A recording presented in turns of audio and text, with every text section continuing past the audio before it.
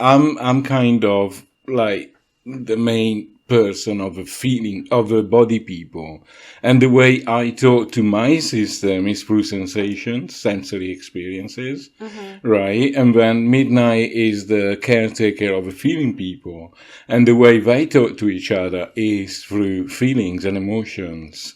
Right, and the brain people actually use words, but they're the only ones. Oh, yeah. So sometimes we do struggle with words and with expressing, our internal communication. And that, I think that is the main cause of not conflict, but certainly misunderstandings between different systems. So much misunderstanding.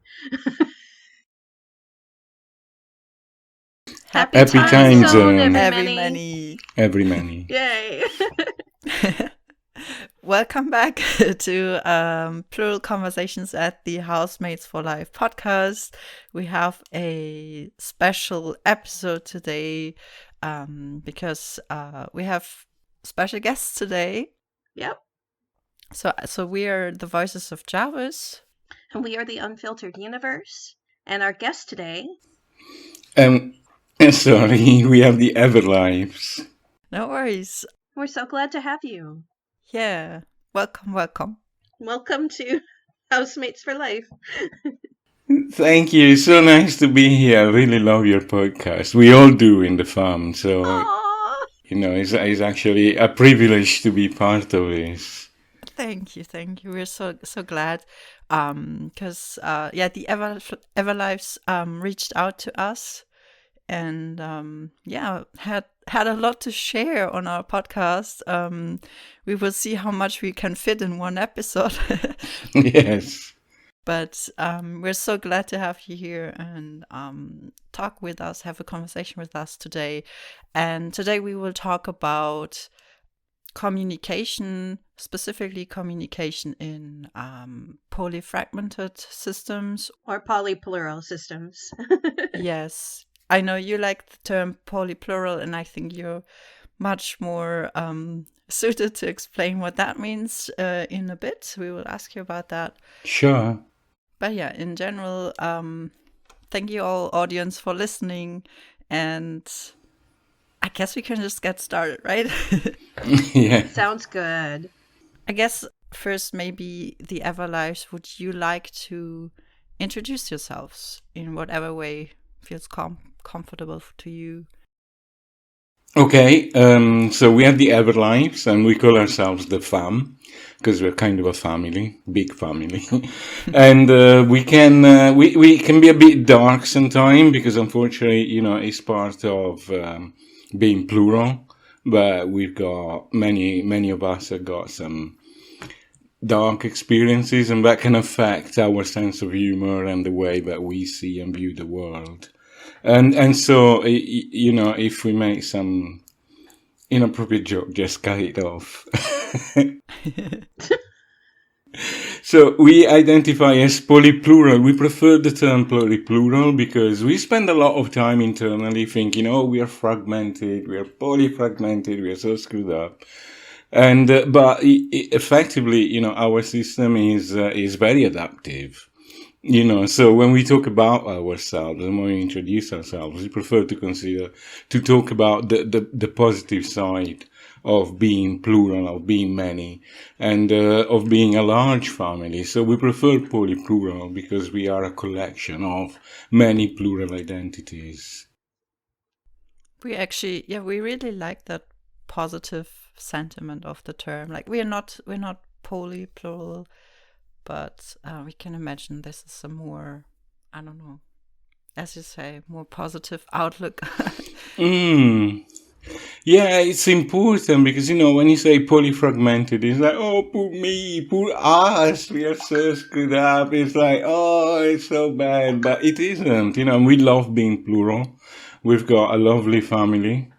And and there is a lot of love internally and things like that. And each host is actually a plural identity themselves. So, it makes a lot more sense to look at it from that perspective. But that without taking away the fact that, we do come from trauma, and that is, the origin of our system, or at least of a main system. So, that is still there, but at the same time, we can grow away from it and we can heal, kind of thing. Does that make sense? Mm-hmm.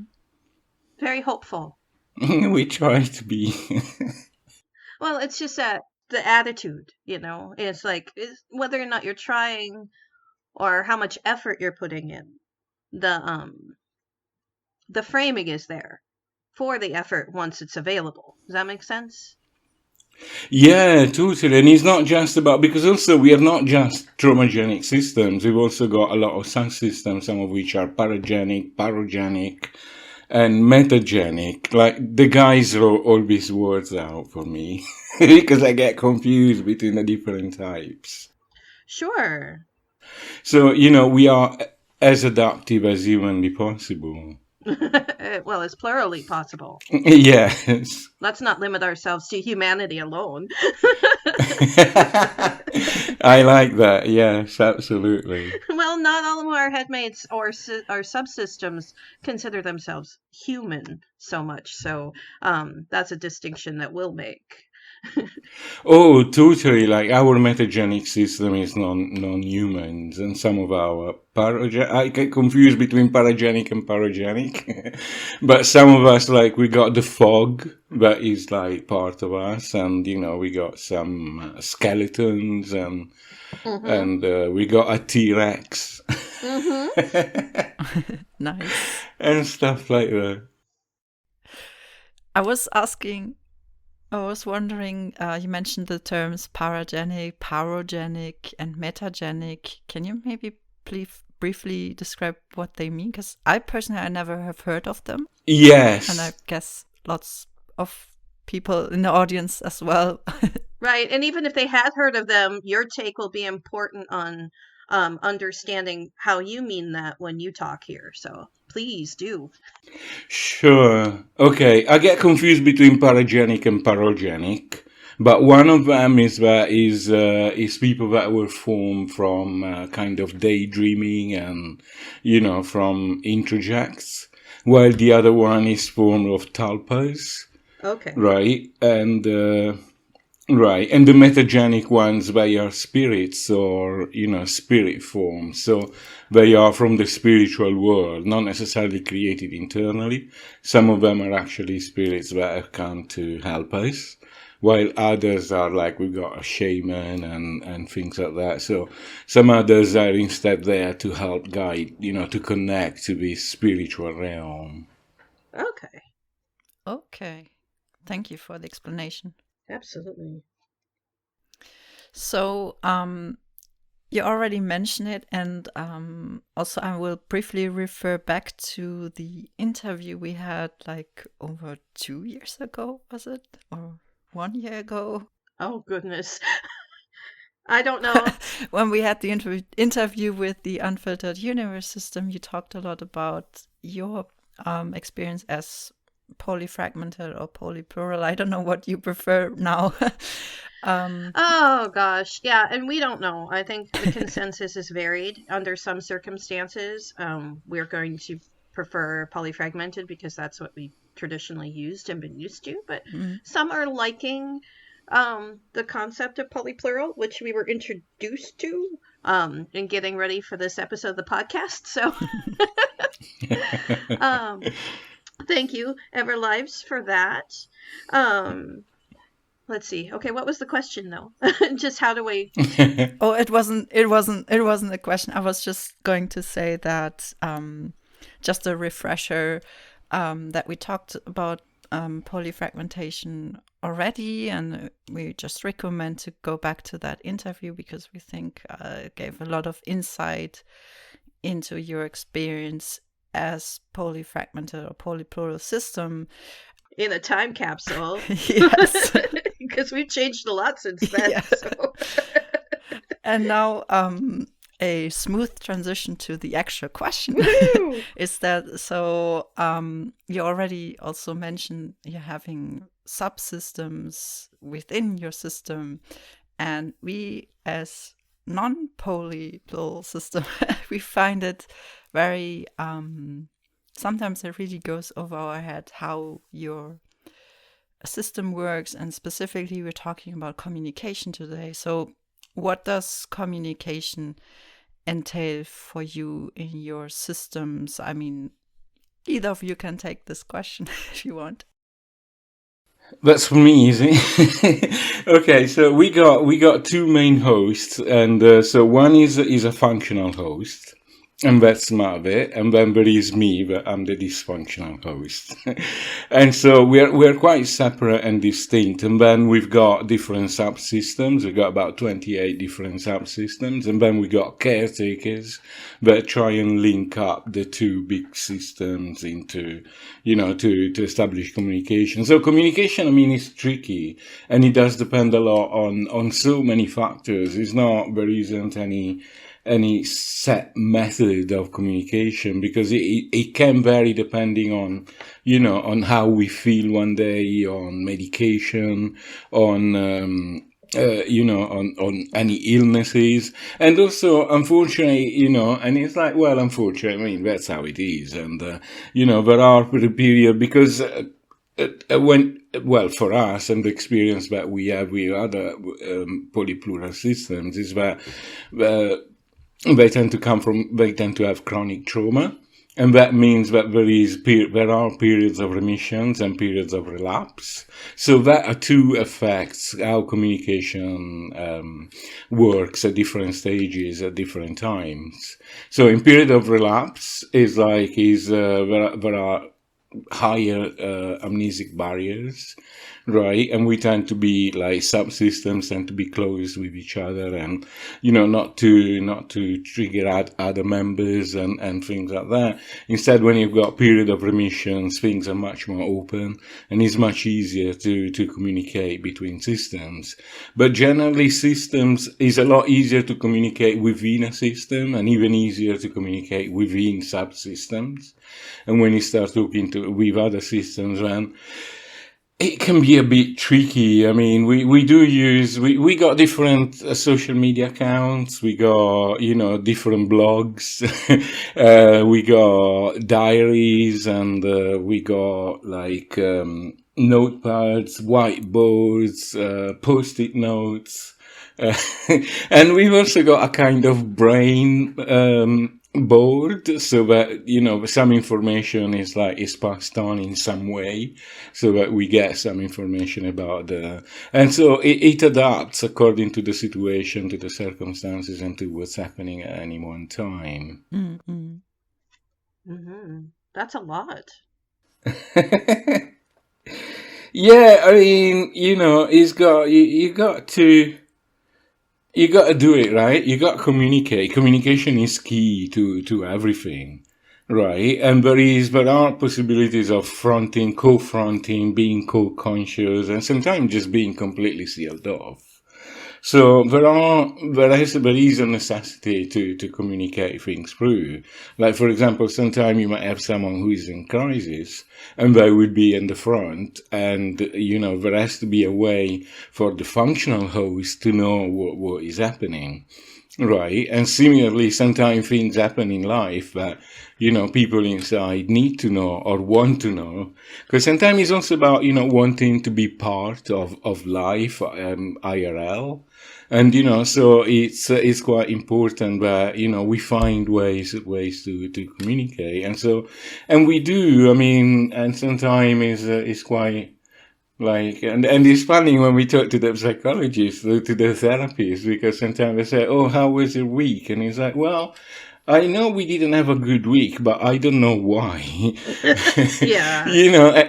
And other times instead is the opposite. And he's like, well, I think we had a good week. We got some notes out that, someone went shopping and bought something, or, there was some nice food ready for us, and, but we don't really know the details. Okay. Yeah, thank you for sharing all that. Yes. Does that answer the question? Yeah. And like as a follow-up question, I bet it wasn't always like this, right? Like you weren't always communicating, or were you all like naturally aware that you are a system and you were just communicating with each other, and at some point realizing that you do? No, I was just, Or was it something that you like learned over time? yeah, because each of our system is actually uh, uh, time related. So we got a system that is up to 10 years old, another system that's between 10 and 15, another 15 and 20. So when this was going on, really each system was, they knew they were a system, but they didn't know about the other systems. Oh, Right. yeah. And so, yeah, and they all operated as systems. And in fact, the previous host that was until a couple of years, they were active until a couple of years ago. And they were fully conscious that there were all these people in their head, and they used to call them the guys. And, we read their diary, and, there is like quite a lot of interaction between them, a lot of communication and things like that. But it did come as a shock when they realized that, there were other systems. So, but because they were already, I guess because they were already used to, this kind of plurality, some form of plurality. They kind of just took it in their stride, really, and and they went with it. And then when the new host developed, we just picked up from that. And a lot of the times, unfortunately, we have to relearn a lot of stuff. Oh, yeah. Like when that host went dormant, we forgot how to cook. We lost all our social skills. We lost our job skills, our professional skills, and things like that. So we had to relearn and things like that. But there was a kind of, I don't know, I guess genetic memory that we knew that, we were plural, and we've always, it's just about who's where, how many. Yeah.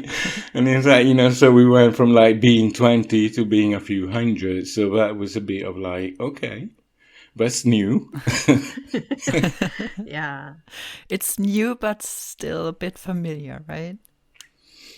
Yeah, so we already had a way of communicating. We already have the mentality, the mindset to actually consult each other and, talk to each other, make decisions together, and communicate with others. It's just that host really thought that was normal. And the first time they went to a therapist and they were told that no, actually that's not normal. They had a bit of a crisis, bless them. Oh. Yeah. Yeah. So, okay. Just trying to think like if there's more anything else that we want to know about. See, for us, we are having troubles. We have to put a translation note in the memory here that when we listen to you guys talk, you refer to systems and subsystems about the opposite way we do. Oh. We think of the system as the whole, built up of subsystems, built up of headmate members. And they may have members also. And all of that can fluctuate. Like, so, Yeah, I think what we've done is, because that was getting confusing, is that we see ourselves as a super system made up of systems who then are made up of subsystems who are made up of people. Yeah. And the people are obviously plurals. Right. But for us, our subsystems are more territories. They are kind of locations or vessels in a way. So, like we have right now, the major subsystems are divided into like air-based, water-based, and earth-based. Oh, cool. And this is a relatively recent phenomena in our system. Yeah, because it did divide it. There was a not conscious, but a conscientious, I don't know, a very elaborate undertaking, let's put it that way, that happened all over the last year, where Earth slowly separated itself from water first, and then air separated from those two, and now we have people that are air focused and water focused and earth focused, and um, some people fit in both, and they end up ambassadors and translators between the things, and it gets really complicated when we try to explain it. It's nowhere near as complicated to live it. But Yeah, no, we really like that division. That is kind of metaphysical, kind of separation of things. Well, we like to We tend to. we like to think of things culturally. Like, what do water creatures need that earth creatures don't? And what do air creatures? And everybody has things available to them. Like, air creatures and water creatures have a similar buoyancy and relationship to gravity that the earth creatures do not. Meanwhile, earth creatures have a relationship to surface that's very different than water creatures and air creatures have, and things like that. And it's so, but we also, because of all of that, being able to translate things through a metaphorical lens into like a physical imagining is how we'll say it. It's very real to us, but it uses the power of imagination to create that in our headspace. We're able to like physically play in the headspace with metaphorical or emotional things from the outside. And we're very invested in that playground. Let's put it that way. Yeah, but that sounds so cool. You know, because we're actually a bit more practical because we are divided between, body people, brain people, feeling people, Right. and what's the other one? Oh, and then we got the spirit people. Oh my right? gosh, yes. And so, Agreed. And we've have all that too. And we did start there. All this relating is new. That's a new thing that's happened in the divisions, but so we don't know how to articulate a lot of where that's going to go, but we find that the language that we're discovering inside our system because of these divisions is making things a lot easier to communicate in words with people on the outside, which is so cool. We're enjoying that level of... It is. But we've had to give up this idea that that communication inside is ever going to look like physical communication would. Like the whiteboards and that kind of thing will not work for us. A lot of our thought talk that we used to talk with one another internally just loses all meaning when we try to put it into human language terms. So they just won't do it. We won't they won't write things down. They don't want things put into words. Yeah, that is totally relatable. Yeah. It's just because go on. Oh, it's okay. Go ahead. No, because for example, right, you see, I'm kind of like the main person of a feeling of a body people, and the way I talk to my system is through sensations, sensory experiences, right? And then Midnight is the caretaker of a feeling people, and the way they talk to each other is through feelings and emotions. Right? And the brain people actually use words, but they're the only ones. So sometimes we do struggle with words and with expressing, our internal communication. And that, I think that is the main cause of, not conflict, but certainly misunderstandings between different systems. So much misunderstanding. Yeah, because we speak completely different languages. And so, and also most of our kids are non-speaking completely. So, it's like, okay, so how do we put this into words? How do we explain it? Not just externally, but also internally. How do we communicate with other people? And obviously, all those things do help a lot. But it does mean that, there is that obstacle of like, okay, if I'm using these words, what are you going to interpret? Yes, exactly. And we've had that trouble within our system where most of the time, if one of the primary ways we communicate is literally talking to each other through the body, which is something we can't like do in public because you just, crazy. The label crazy applies. Oh, this person's talking to themselves in multiple voices. That's fun. So, it's a thing we only do that in private, but that is one of the most efficient ways we can communicate, because then we really get a chance to embody ourselves entirely, and we can be so much more aware of passive influence, because sometimes subtext will be passed through passive influence, and we won't notice that we might be using the same words but coming from completely different directions. So that passive influence would actually make us choose different language to say what we're saying if we were going to say it out loud, because the consensus would look like a completely third different thing than either thing that either head made us saying. And yeah, totally.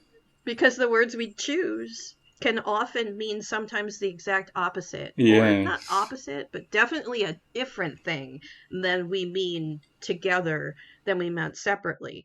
And it just it's hard. We realize that we misinterpret each other a lot more than we thought we did. Well, you said such and such. I'm like, I did, but I was coming at it from the opposite angle you were when we were talking.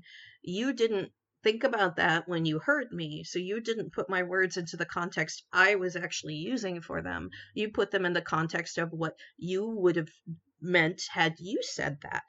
But you didn't, I did. And it's like, oh my gosh. And how does this work when we share the mouth that the voice is coming out of, right? It's just like, sometimes we just want to throttle reality because we're just so sick of it not working for us. So it's a case of internal double empathy. Right. Kind of thing. Yeah, what we found is that is helping is that we've got a caretaker for each type of people. Mm-hmm. So that, and they try and find a common language. And I know that Midnight is much better than me at expressing the feeling. She's in charge of the feeling people. Well, in charge. She's the caretaker of the feeling people, and she's much better than I am to express herself in a way that actually the brain people can understand us. But when it comes to me, it's like, how do you explain this kind of feral, visceral notions, these communications where, there are no words for it. Sometimes it's like, and that, internally we would understand, like the kids would understand exactly what we mean. But if we try and say that outside, is that okay? How do we interpret that? How do we express that?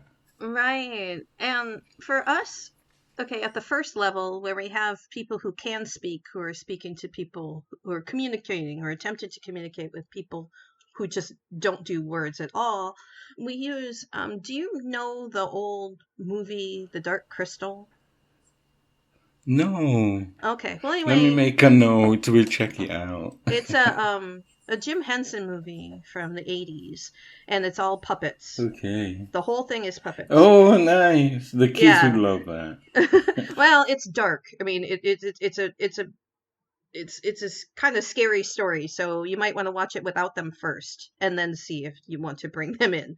Because it's not like Muppet puppets. It's a dark kind of fascism story, honestly. But one of the things that happens in the little kind of fairy people that are the main characters is they have this technique they call dream fasting. And consensually, people will choose to share memories by touching their hands together. And they'll agree to dream fast. They'll touch their hands together, and then they will each share memories across that barrier. But it's a very consensual process, which is something I noticed as an adult that I didn't notice as a child. It was just like, oh, we're dream fasting, we're sharing our memories. And they, in the first place, because she was, one of the characters is sharing with someone who had never dream fasted before, it was kind of a very uncontrolled process. But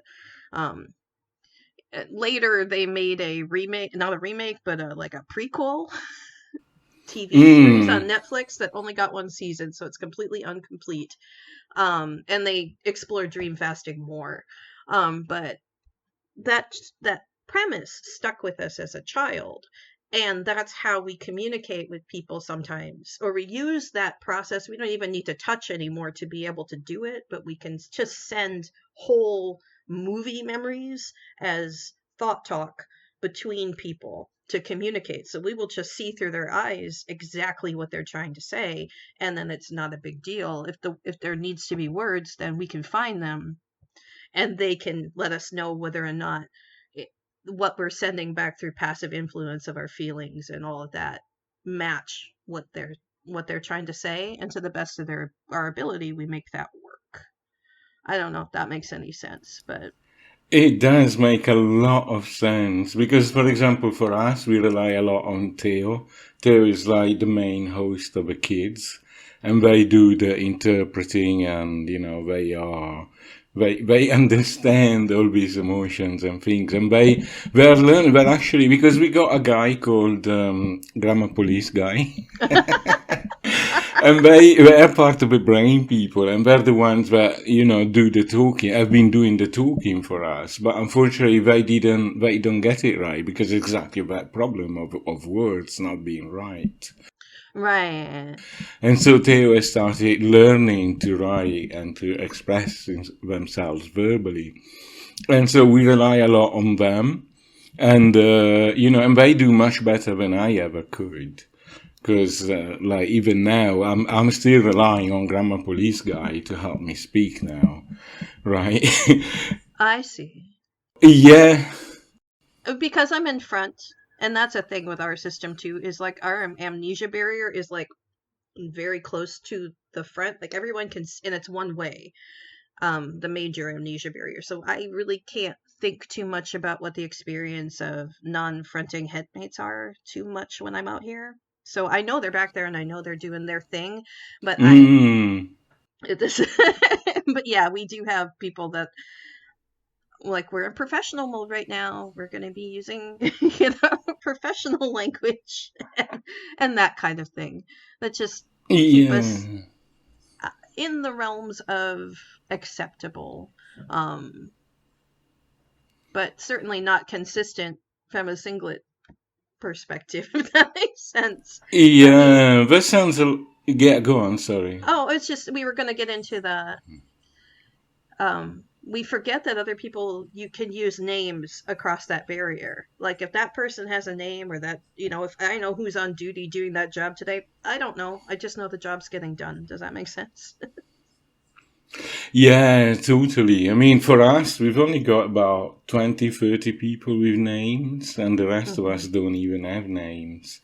They tend to go by the name of a system or things like that. But what you were describing sounds a lot like the way that Mave, our functional systems, work. So they get our inputs and our kind of, feedback and things like that. Again, depending on a lot of circumstances, like we were saying earlier, that depends on, how we feel, any kind of medication, and, whether someone is triggered or things like that. But they do get a gist of, what's happening inside. Like if someone is triggered, they will get like a stomachache. And they know someone is triggered, but they don't know why or how or what happened or who. And that's, I guess, why they asked me to do this. Because I'm kind of more in touch with these other systems. But at the same time, and that's why I'm so nervous, I don't normally talk to people except to our therapist. And I tend to just focus on internal communication. Oh, well, I'm very honored. Oh, bless you. Thank you for having me. Very honored indeed. So Jarvis, you have feedback or whatever on our ramblings so far? Yeah, I was gonna say, I didn't want to interrupt your conversation. We're just taking a bit of backseat here because it's not our place to talk about plural experiences. But we were curious if you can if you can, boil it down to something specific that, like, okay, start again. So communication is a big topic always when we talk about plural experiences in general. But you've already made it very clear that there's, like, communication entails a lot of things for you guys, with, like, different territories and the struggle of not even having names for all of your system members, etc. And I feel like a lot of these things aren't really talked about a lot in the general public, not really anyway, but even in the plural community,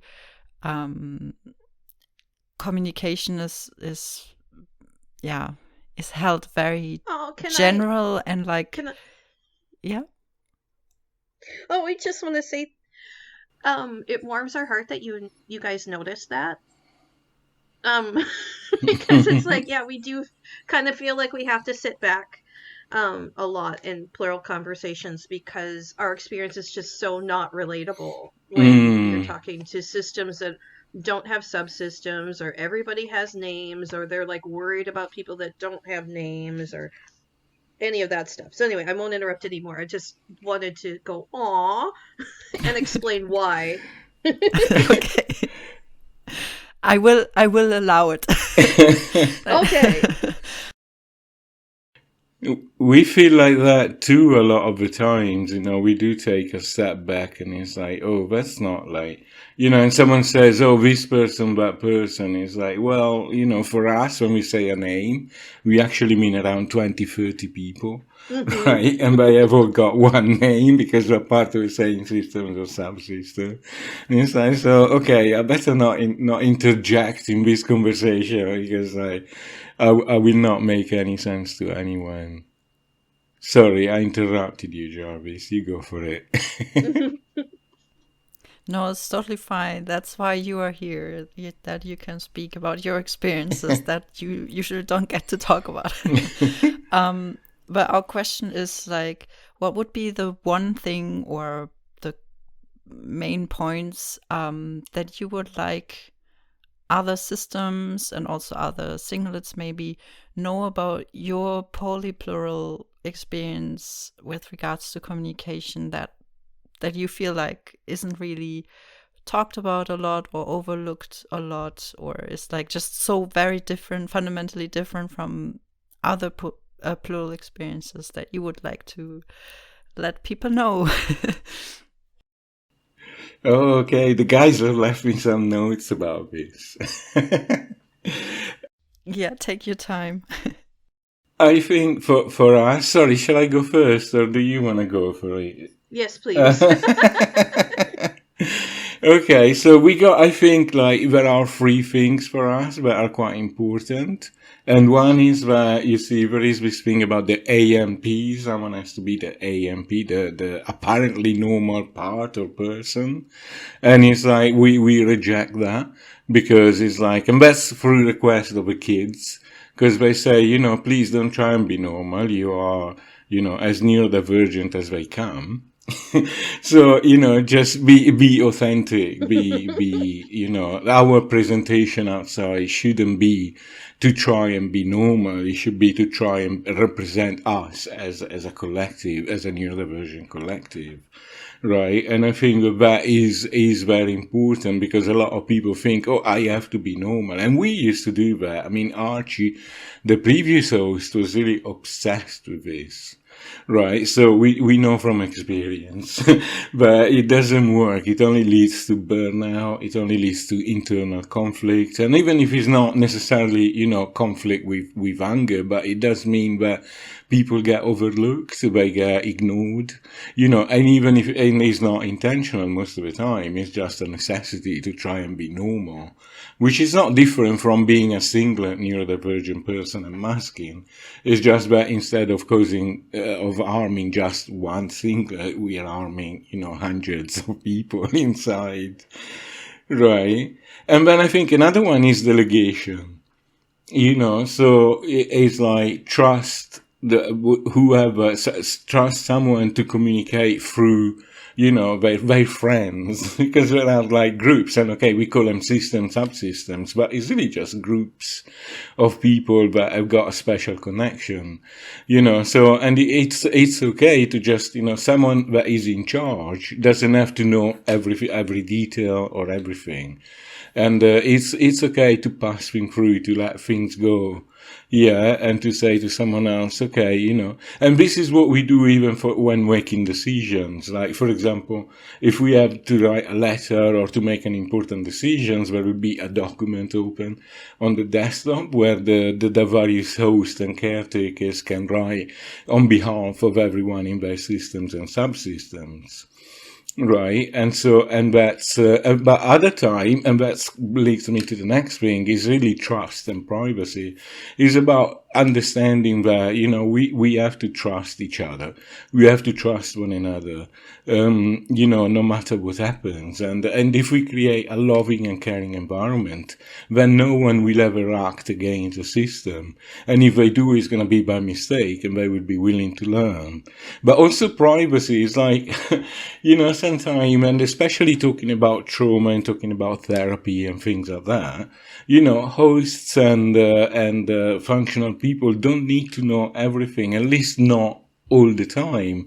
There is a time when, we prefer to just talk to the therapist without anyone else in the system knowing, because we need to process stuff before we can actually deal, with the whole system and share some information with the whole system. And then I think that is really, really important in establishing trust as well, but also in allowing everyone to heal and to move at their own pace. And I think those are the three things. Yeah, thank you. Thank you for sharing that. And I would say the things you mentioned, like with the delegation, with the trust, and the right to privacy, I think these things would count for all systems in general, I think. Is there anything else you would like to add also that you feel like makes you quote unquote special as a polyplural system that that you find is different from what is like generally talked about on communication among plurals? One of the things that scare us is when we hear other plurals say, oh, this alter got triggered and I had to shut them away, or how do I control them, and things like that. And for us, I think that is so important to just embrace the darkness, and it's like, even for singlets, if you can't see the light, I will sit with you in the darkness. You know what I mean? And it's about accepting the fact that these things happen. And the thing is that one thing about DID and dissociative disorders is that when people go inside, there is this kind of self-regulation that goes on. But that self-regulation simply means resetting. It doesn't mean healing. It doesn't mean moving forward. So it is important to allow everyone in the system to come out and be whatever they want to be, to express whatever emotions they are, no matter how upsetting or how disheartening these might be, because that's the only way out is through. And I think that is really the things that we learn and our functional system have learned to do, because they now know that they just give us time to do what we need to do, to be as we need to be. And that is also hard to, because can I talk about because there are words about self-harm or suicidal ideations. And, sometimes it is thought that they should be locked away and taken away. Instead, if they're given the opportunity to express their feelings, if they get validated, they actually learn to manage themselves. And they will respect the rule, no harm to the body, don't do any harm to the body. But you can come out and be yourself. You can come out and express your anger, your sadness, your rage, whatever emotions it is. Does that make sense? Absolutely. And we think that's so beautiful. Yeah, absolutely. The Unfiltered Universe, is there anything you would like to also share and add to that? As far as just in general about being polyplural, it's that just because we find one of the things we find most invalidating trying to talk to just random plurals is that they can find the way we talk about things invalidating, but we need to be able to talk about it the way that it works for us, all on its own, if that makes sense. And the other thing is that that applies to communication too, is that because we are so vast and because our relationships within our system do change rather drastically, we're gonna seem contradictory. Like when we talked about in the beginning of the episode that our previous episode's kind of like a time capsule. We've grown and changed since that was recorded. And so if you're going to act like we should consistently be what we were at all times, we're not going to do that. We're never going to satisfy that for ourselves or anyone else.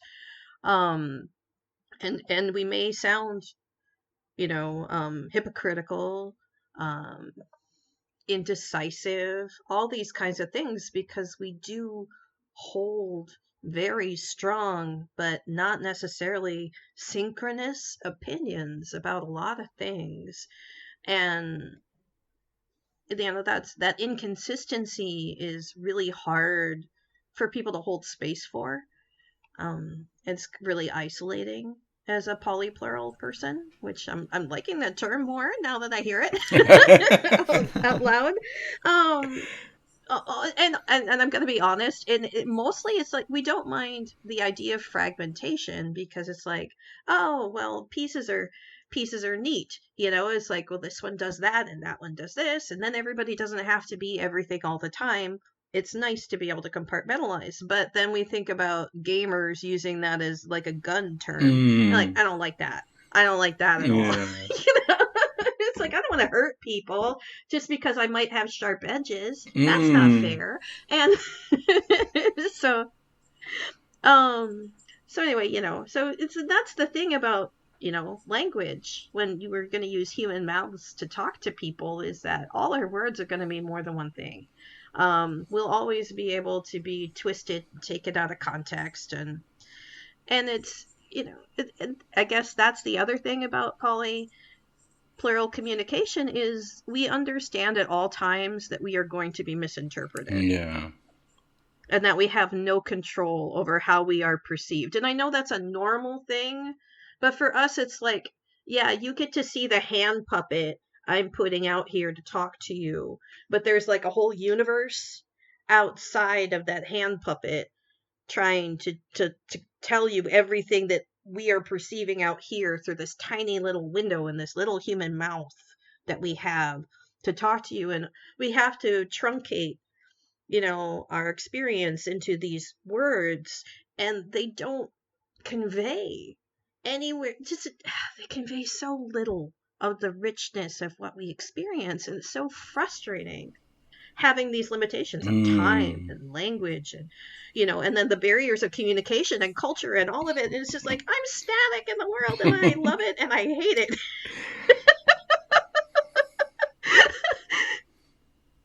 I also like, you once told us some kind of metaphor about being polyplural, like it's like being a strand of hair, and when you like brush through your hair, it makes some motion on everybody, but in the end everybody is like, I can't really express it the way you expressed it, and probably that was somebody completely different, but Oh, absolutely. I have no memory of this at all. It's beautiful, though. I'm glad it's Right. fun for you guys. I know, but really, we were thinking actually that is really cool because it is like that. When someone moves, it's like it affects everyone around them, right? But at the same time, and everyone, has a kind of reaction, and yeah. Sorry, I'm digressing. Oh, don't be. But yeah, I agree. We agree totally with you on Filtered Universe about that. Although I don't remember exactly what you said. Oh, neither do we. But we knew that when you were saying, we were like, yeah, that's spot on. The good thing is, this will be uploaded and you can re-listen to it. Yes. Absolutely, yeah, because Marv and the others are gonna listen to it, and because we've only got the recording of ours, so but we want to hear the whole thing. So Yeah, and you will definitely have access to that. yeah, and we probably listen to it about 100 times because obviously everyone will want to hear it, and everyone will want to comment on it. So it's gonna be, and I bet he's gonna fill pages on our diary. That's for sure. That's nice. Yeah, we're glad that this is such a great experience for you to be here on this podcast with us. And we are soon approaching already the end, unfortunately, but maybe some, do you maybe somehow, I can't talk anymore.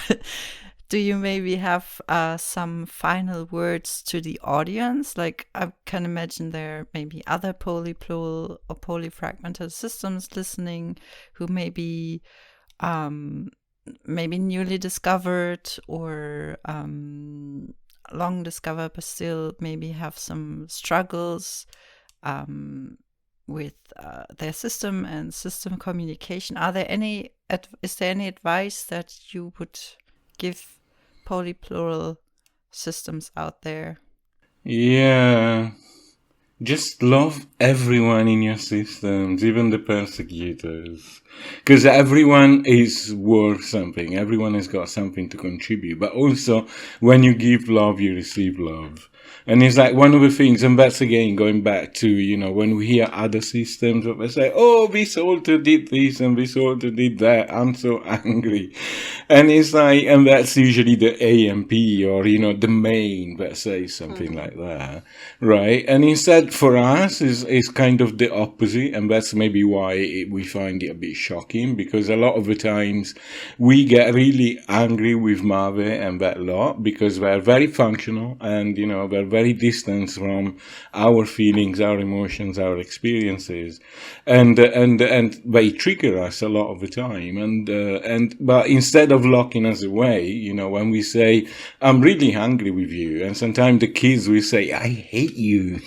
And all they say is, I'm sorry, I will do better. And that is like so disarming. And sometimes we say, no, I want to have an argument now, but it is disarming and it actually helps us do better because they willing to do better. So we try and manage ourselves, our triggers and all of that much better because we know that they love us, they support us. And, and they try and do their best to heal us. So, we try and do our best to ensure that they can be functional too. And so it works like that. And I think it's very important to do that, to just, spread the love. That's a nice sentiment. Oh, yeah. Does that make sense? Oh, absolutely. Yes. It's so important for all systems to work on finding the places of teamwork. Even if they feel and express love differently than the majority of the system does. Yeah, absolutely. And for us, the thing that advice, the things that we want, especially newly discovered plural systems to hear is that one, no matter how many of you there are, it's not too many. You are fine just the way you are, being who you are. You're that way for a purpose that serves only your system. It's not there to appease anybody else. It's there for you guys. And your organization is yours alone. Nobody else gets to tell you how you're organized or how you should be organized, and they'll tell you how you should be organized or that you can't be that. Try your best not to listen to them, because you guys will know what's best for yourself. And the more you listen and the more you work together, the more you'll be able to interface with their shared reality on your own terms. And if they don't want to accept, the way that you are and, the way that you're becoming, you just keep that to yourself, and find your people someplace else. Because as soon as we started doing that for ourselves, and we let ourselves divide into, into the, however we divide it in our current landscape of earth and water and air is really, really making things easier and better for us. And we're getting stronger and we're getting, more peaceful. I won't say happier, because happiness comes and goes, but having a peaceful landscape to calibrate in has been so.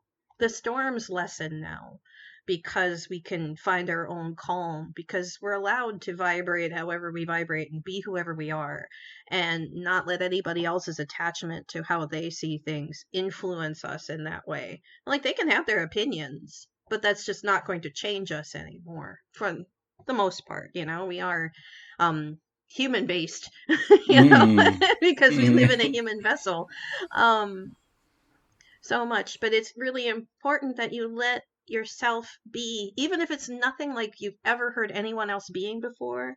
That is the beauty. You get to be that amazing. Maybe you're flowers. Maybe you are pine needles. Maybe you are molecules of water or plankton or whatever you are. Maybe your eyes on a eldritch insect. You get to be that. If that's who you are, then that's who you are, and you get to be the amazing creature that is that, the amazing being that is that. Please don't let anyone take that away from you. Mm-hmm. It's magical and it's beautiful, and this world needs the richness that we bring. And they try and squash it a lot. And I just don't want you to be squashed. I want you to bloom into whatever you are, even if other people would say that it's ugly or scary or whatever. Even if you're made of spiders, I want you to be here. I want you to be the amazing made of spiders that you are, or whatever it is. Yeah. And please don't let other people tell you who you have to be or what you have to be.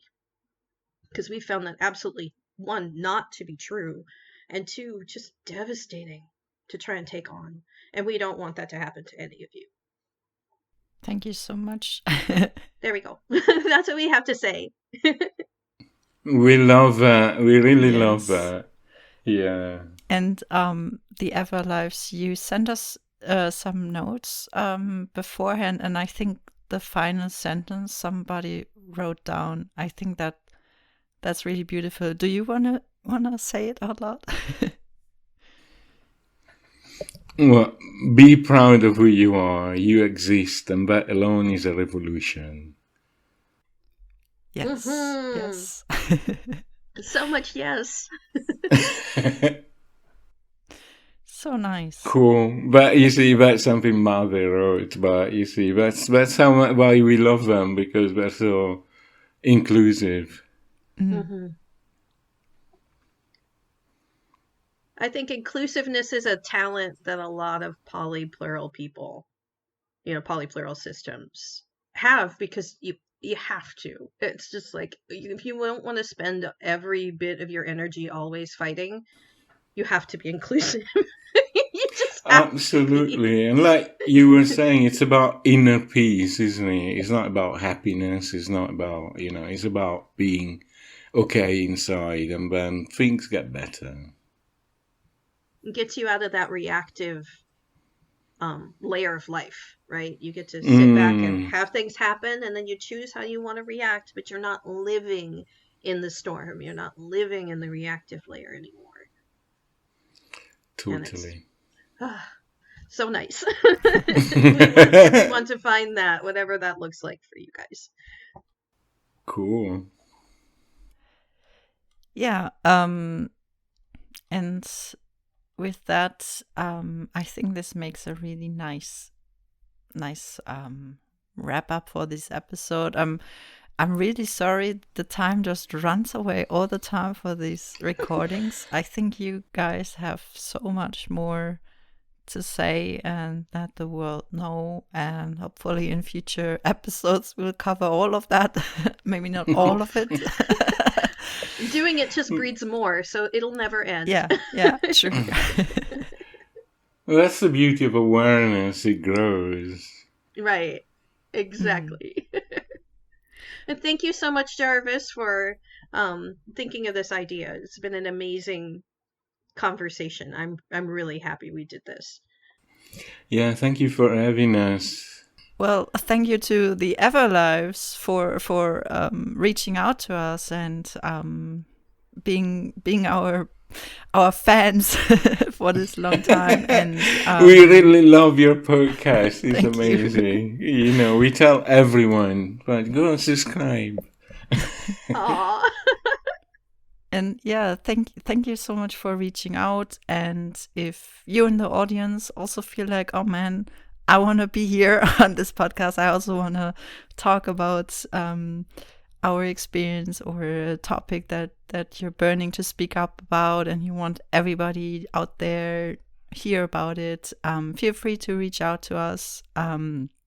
We have an email address, contact@housematesforlife.com, or leave a comment, however you may find us. And you're invited to share your story, your experience with us here on this podcast too. And again, I can't say it enough. Thank you, Everlifes, for joining us today. Oh, thank you for having us. This was amazing. Oh, good. We're so glad you had a really good experience, and we love what you brought to the episode. Thank you so much.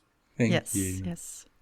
So this was Plural Conversations on polyplural, polyfragmented communication today at the Housemates for Life podcast.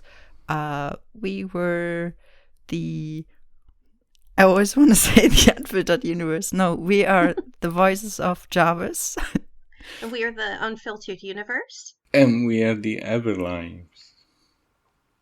Was I supposed to say that? Sorry. Yeah, perfect. Yes. Goodbye. Awesome. Goodbye. Bye. 1, 2, 3. Clap, clap, clap. Oh, did I do it too soon? I don't know. You don't know. We'll see. It's just a little help for us editing later. Sure. It's not a big deal. But it makes a lovely visual signal when you look at it. So the other thing I love looking at these signals, having edited a few things myself, is laughter. Laughter looks like a very specific kind of pattern, and I love looking at laughter in the recordings. Yes. Oh, cool. Clap, clap, clap. We love what you brought to the episode. Thank you so much. Thank Yes. you. Yes. Cool. Shall I stop recording? Oh wait. Sorry. Did you stop already? No, not yet. Okay, I was good. ready. Okay, good. Yeah. We will do some outro still. Oh, So- okay. Clap, clap, clap. Okay. Another thing we like to do is when we start the podcast, we say happy time zone at the start of the Actually, it's happy time zone podcast. every many. Oh yeah, happy time zone every many or everybody or whatever you prefer. So let's give it a try, and if it goes rocky, we'll try again. Yeah.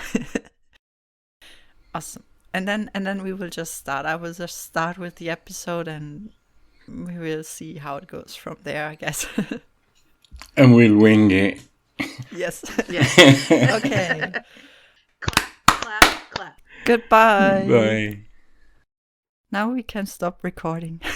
Okay. Okay. Ta-da!